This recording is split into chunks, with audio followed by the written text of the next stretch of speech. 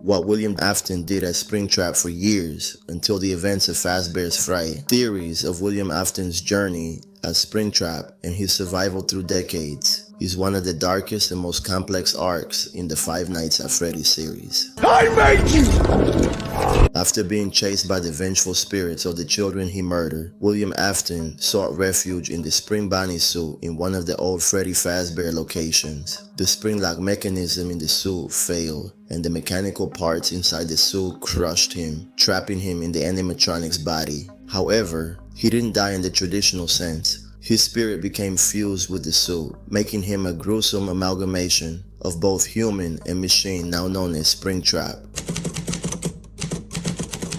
After this incident, William Afton, as Springtrap, remained hidden in one of the sealed-off back rooms of the pizzeria. It's implied that during this period, the pizzeria shut down and the building was left abandoned. Springtrap was trapped and left to rot, but his body, while decayed, stayed functional due to supernatural elements. This prolonged his suffering and imprisonment within the suit for decades. William Afton might have been trapped in an endless loop of torment, reliving his crimes. Being stuck inside the Springtrap suit, his decaying body would constantly remind him of his failure to achieve true immortality. His mind may have replayed the faces of the children he murdered, driving him further into madness over the years. It's possible that the spirits of the children William Afton murdered never left him, especially once he became trapped inside the Springtrap suit. Over the years, the spirits, tied to the animatronics due to their unresolved suffering, could have followed Afton into his decayed prison. Rather than simply letting him rot, the children may have haunted him relentlessly, using his imprisonment as a chance to seek their revenge.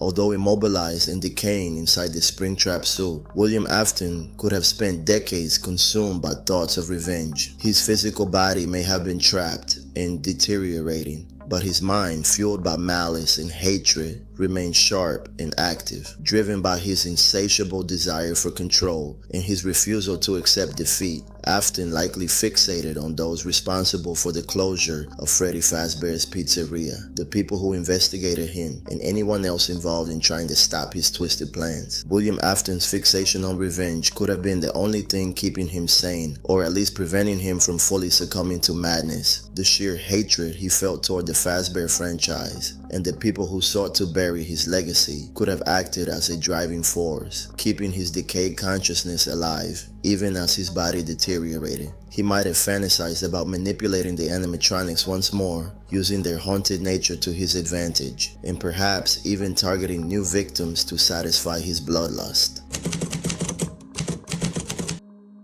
William Afton may have spent years in a nightmarish struggle, desperately trying to escape the confines of the Springtrap suit, trapped in the rusting, decayed remains of the Spring Bonnie suit after the Springlock failure. Afton would have found himself in a living hell. His body, slowly rotting and breaking down, would have been fused with the mechanical parts of the suit, creating an agonizing prison that he couldn't escape. In his desperation, Afton might have spent countless hours clawing at his own flesh, tearing at the corroding metal parts that now encased him. He could have ripped at the wires and gears embedded in his body, trying to separate his decaying flesh from the suit's mechanics. The suit itself, rusted and damaged over time, would have made any attempt to free himself even more agonizing, as the sharp metal tore further into his skin with each failed attempt. Given the supernatural elements of the Five Nights at Freddy's series, it's possible that William Afton's spirit left the decaying Springtrap suit during his years of isolation, allowing him to roam freely as a ghostly entity. Though his body remained imprisoned within the mechanical wreckage of Springtrap, his malevolent spirit might have been able to separate from the physical world, haunting the dilapidated pizzeria where he once committed his crimes. As a spectral presence, William Afton could have drifted through the darkened halls of the abandoned Freddy Fazbear's pizzeria, watching over the animatronics he once created and manipulated. His spirit might have been tethered to the location, drawn to the lingering remnants of his horrific work. Rather than simply haunting the pizzeria aimlessly, Afton's ghost may have actively monitored the animatronics, ensuring they remained under his control, waiting for the right moment to unleash them again.